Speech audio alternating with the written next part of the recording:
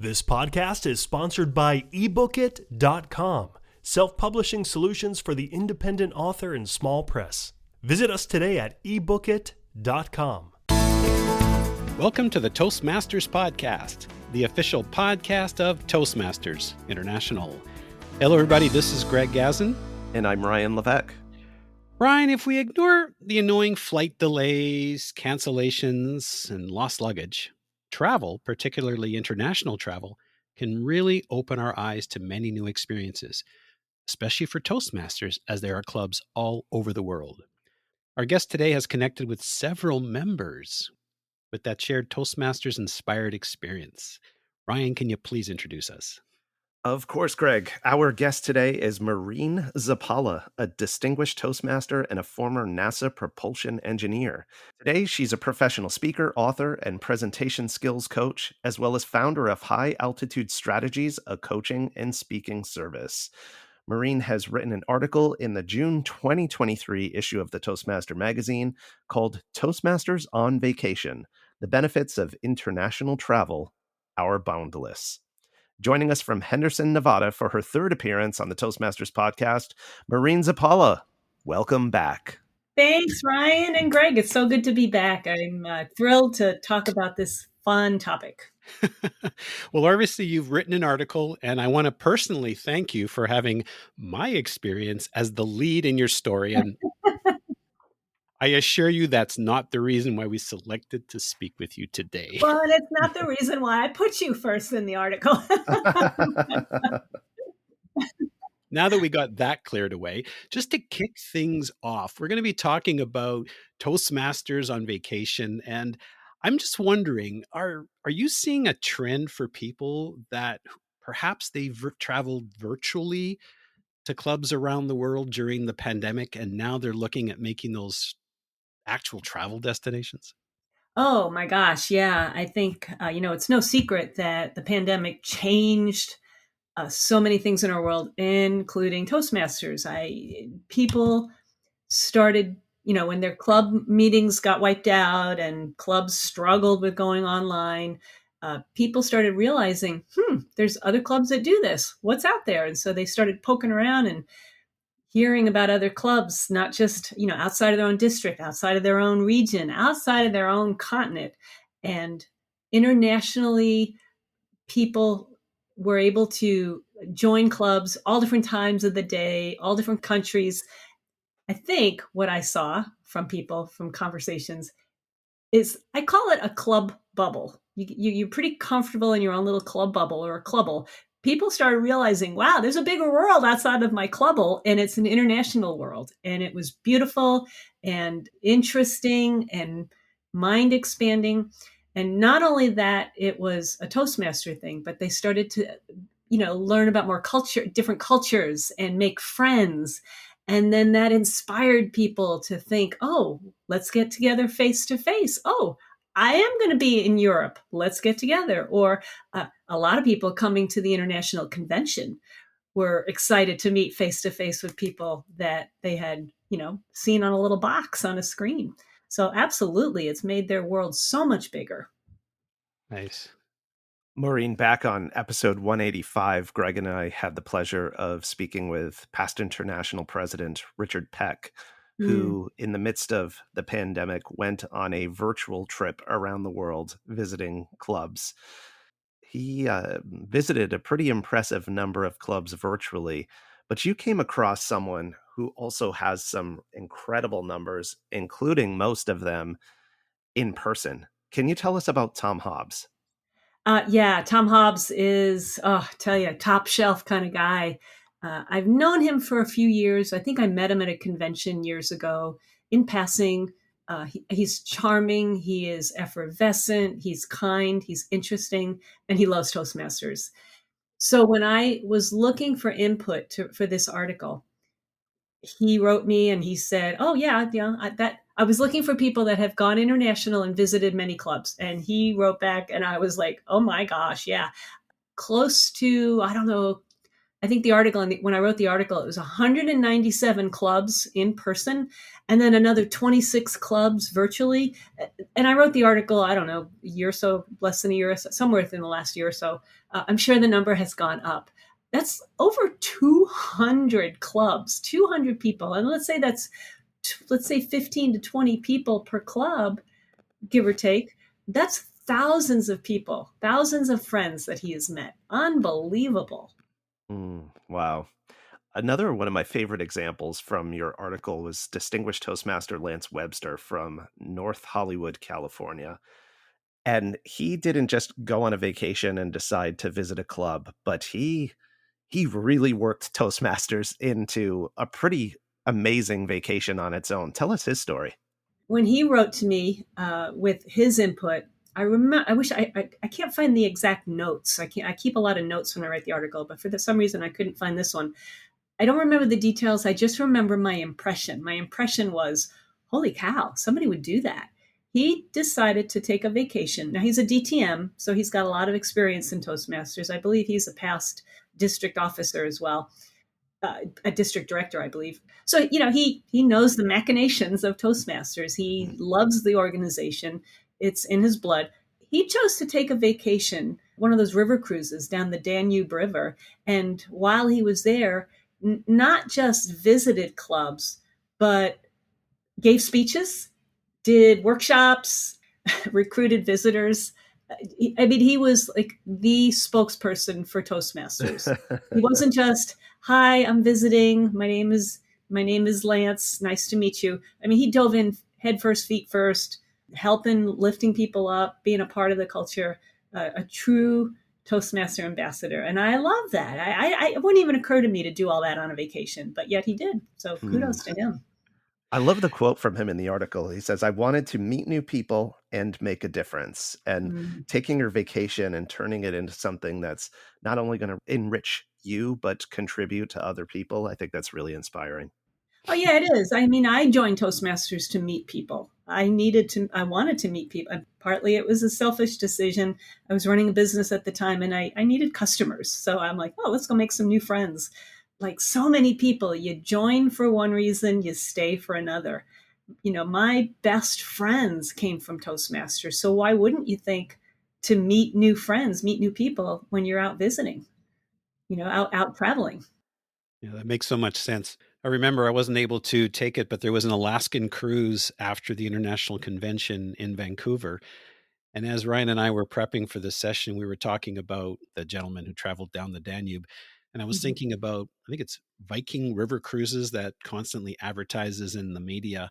And I was thinking, you could go to a different port every Yeah. day and go to a different Toastmasters club. How would that be? That would be ambitious and fun, it really would be. Because here, I'm sure you guys have seen this too. One of the beauties of Toastmasters, it's kind of like McDonald's. Wherever you go around the world, you order McDonald's French fries and it's the same. Toastmasters is the same, regardless of culture, regardless of whether it's a corporate meeting or a casual meeting or a neighborhood meeting. It's still the same brand. Everybody starts with an icebreaker.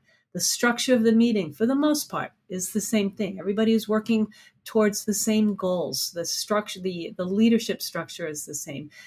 There's so much beauty and stability and familiarity, even in the midst of visiting a different culture. And so I think it's a beautiful thing that we are around the globe. It's almost like your grounded sense of being back home when you're not home. You know what I mean? Yeah, absolutely. I was just wrapping up last week a 5-week public speaking course with some students, and some of them were asking me about Toastmasters. And I shared a bit about the culture. And I said, the great thing is, and there were people in this course from all over the world, no matter where you are, what country you're in, you're going to find a very similar vibe at every club. You're going to find people who are positive, who are welcoming, who are going to share feedback, who want you to win.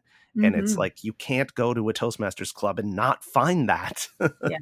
It's just part of the DNA of the people who self-select to be part of the organization. Yeah. Oh, that's a great way of looking at it. Self-select. I love that because that's what I tell people. It's self-paced. You can go through it whatever pace you want. But when I love that self-select. I'm gonna hold on to that. That's really good. Cool. Ryan is the word master. So, by the way, Greg, why were you the lead of this article? I don't know. Did they check clear? Can I make a confession? Please do. I actually wrote this article back in 2019. Toastmasters asked me to write it. I spent a considerable amount of time researching it and getting the input, sent the article in, and then COVID hit, right? So they emailed me back and said, we can't print this. We can't print an article about traveling internationally when people can't even barely go to the grocery store. So we're going to hold on to it. When I first wrote that initial draft, I'm sorry, Greg, but you were not in the lead.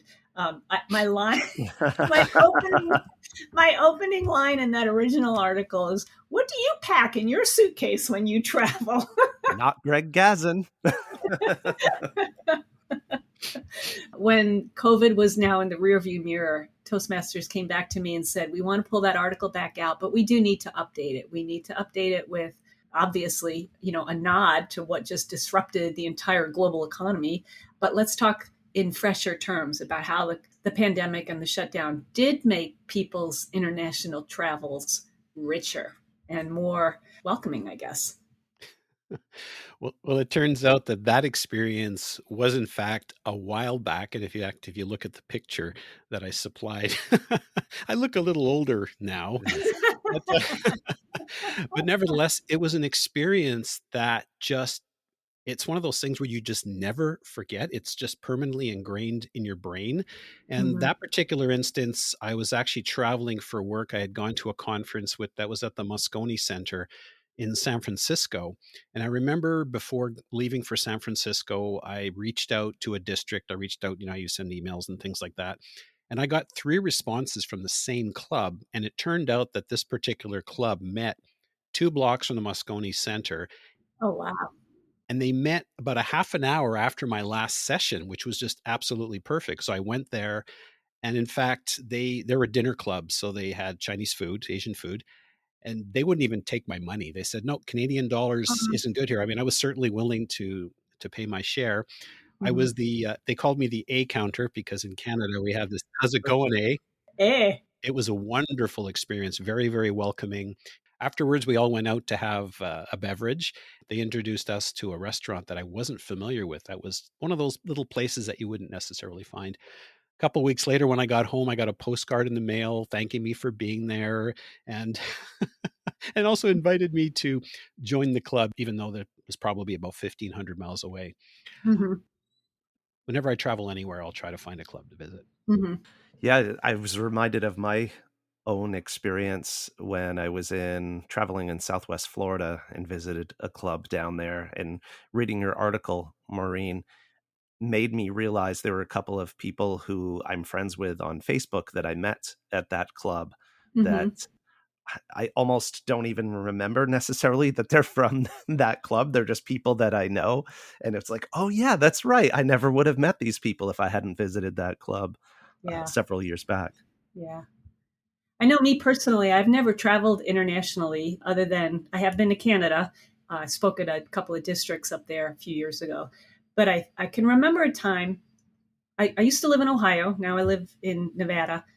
I visited Nevada for a conference. I don't even remember what the event was, but I visited a Toastmaster club while I was here. And I specifically asked them if I was in the middle of practicing for, gosh, it must have been the semifinals, in the semifinals, 2017, 2016. I don't remember exactly which year. Now, I know visiting as a contestant is different than just visiting as just a visitor. And they treated me with so much, I don't know, it was joy and respect and honor. And it was just totally delightful. It was a smaller club here in Las Vegas. And to this day, even though I live here in Las Vegas and Henderson area, I'm not part of that club, but yet I still have this connection and camaraderie to them because they just rolled out the red carpet for me when I needed a club to practice at. Nice. Maureen, we've talked a bit about the commonalities that you find across clubs. What are some of the differences when people travel around the world and visit clubs in new cultures, new states? new locations? I think one of the most significant things when I was gathering information, what people told me over and over is how grateful they were that clubs participated in English. No matter what country they were in, most of the speeches and most of the meetings were conducted in English, which when you think about it, most countries are bilingual. You know, the United States, Canada. Well, Canada is. There's a lot of French speaking people up there. I remember being in Montreal feeling completely lost because I did not speak a lick of French. Mm. And they had to repeat everything in English because I didn't speak a lick of French.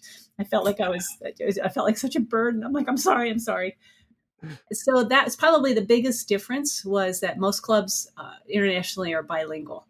I loved hearing that even the way people communicated, some cultures are less pointed and more polite and gentle with their evaluations, whereas some are much more to the point, much more hardcore, much more tell it like they see it. Of course, you got the whole multicultural issue with how do you greet somebody? What are the ways that you either shake hands? How do you introduce people?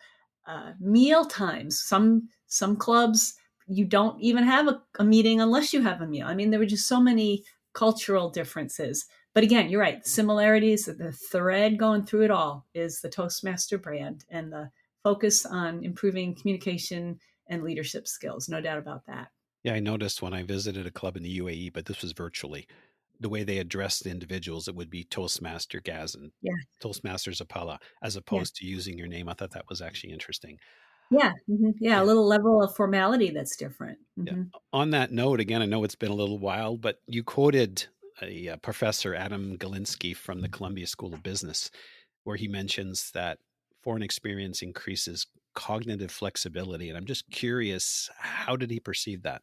From what I remember when I was doing the research, because of course, I like to get input from members for whatever topic I'm writing about. But I also, being the engineer I am, I want to go research the facts and the statistics. And I stumbled on a lot of his research. There were many sources that I drew upon, but I loved his focus on mind expanding. Like, your experiences expand your thinking. They literally change the way your brain thinks. And the way your brain thinks dictates how you act, and how you act dictates your results. I'm very big on that. So when you are exposed to different cultures, different way of doing things, and assuming that you are of a growth mindset, meaning you're there to learn, you're there to accept, you're there to experience, you can't help but just become richer as a person. You become more interesting, you become more interested, you become more comfortable in unusual situations, you become a resource when you come back to your hometown, to your home club. Now you've got this whole treasure trove of experiences and ideas and perspectives to share. And it just, it spreads the love. It's just a beautiful thing. I find even in the processes, I recall visiting a club in Mesa, Arizona, and they had a process where there were 5 meetings, and some months have 5 weeks as opposed to 4 weeks.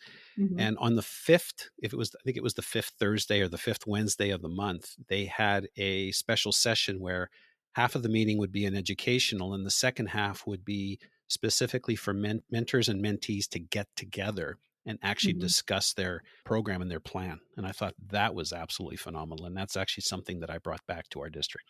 Mm-hmm. Oh, cool. I think another aspect too, especially regarding international travel. And again, I've never really never traveled off of the continental part of North America.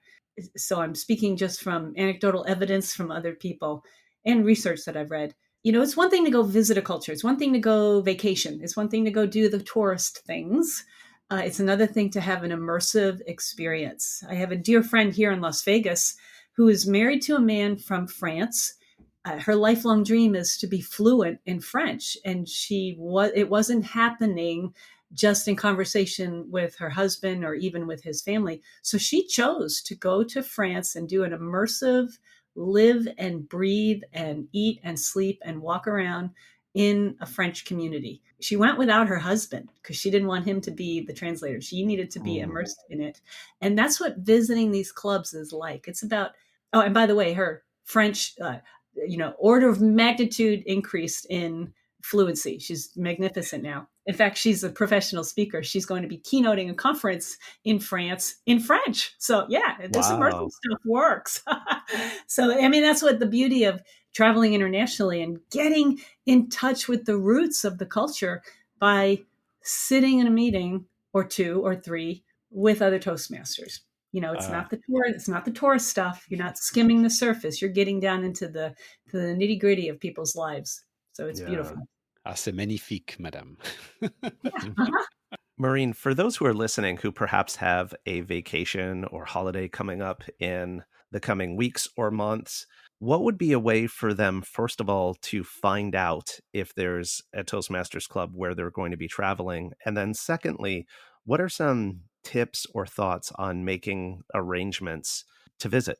Well, it's the same no matter where you are in the world, how to find a Toastmaster club. There's probably a few different ways to do it. Of course, word of mouth. Who do you know? Who's in your Facebook friends list? If you're part of the Facebook Toastmasters International members website, or a Facebook page, that's a great resource. And of course, you can go to the TI website under Find a Club.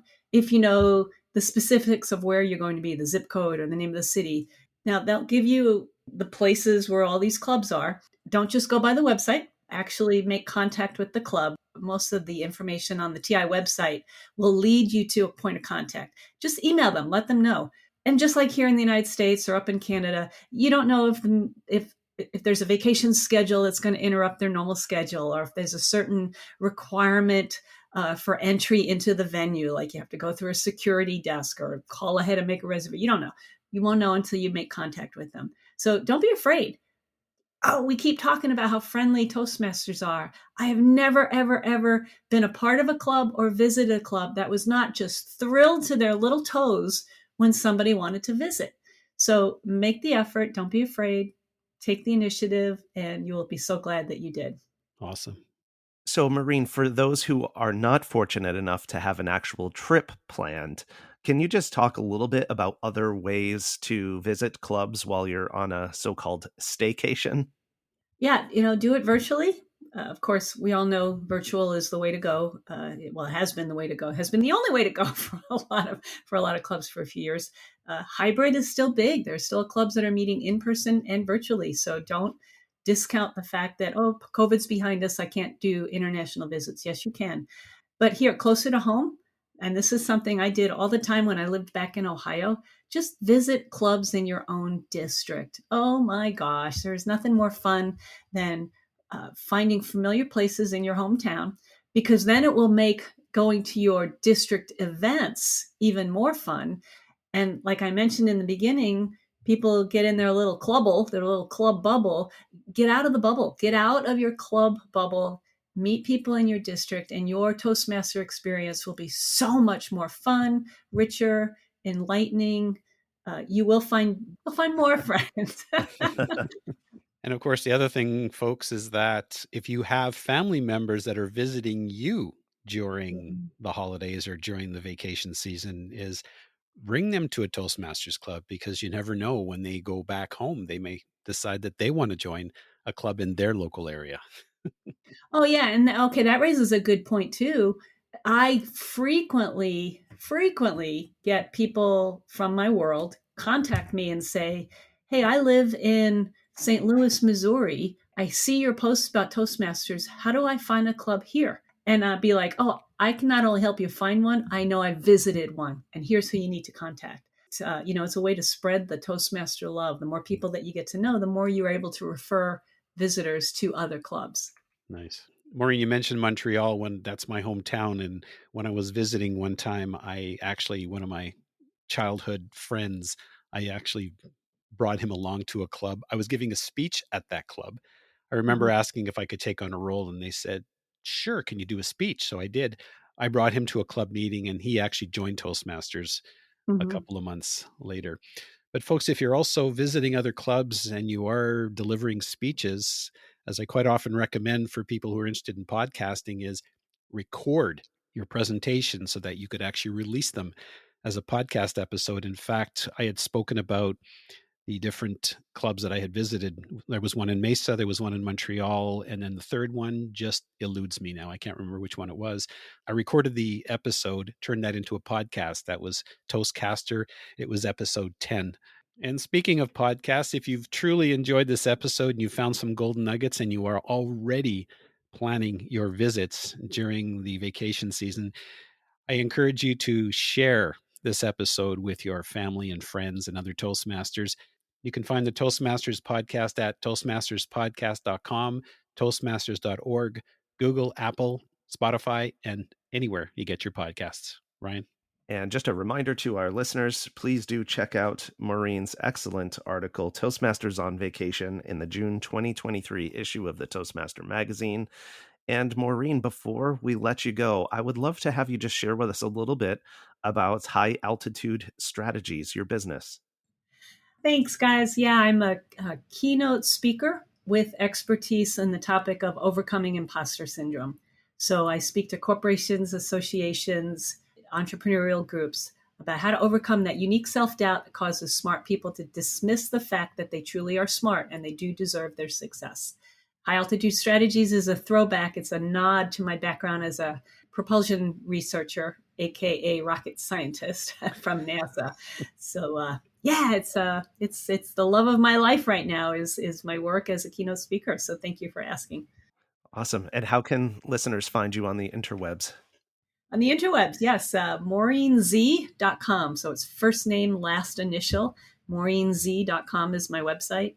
And everybody can learn about my topics. They can see a demo video, some of my blog information. Of course, I'm also on social media. So I'm probably one of the most reachable, easiest to find people out there. I guess there's no Toastmasters Club on the space station. Not yet. Not yet. Not yet. And then Mars after that. Maureen Zappala, thank you so much for taking the time to speak with us today, and enjoy your vacation.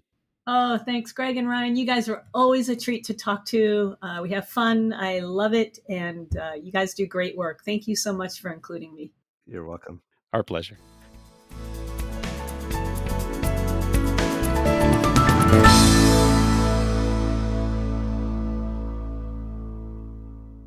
Isn't it about time you published that book you've been thinking about? We can help with that. At ebookit.com, we've been providing authors and small presses with ebook publishing services since 2010. Visit us today at ebookit.com and let us know how we can help you.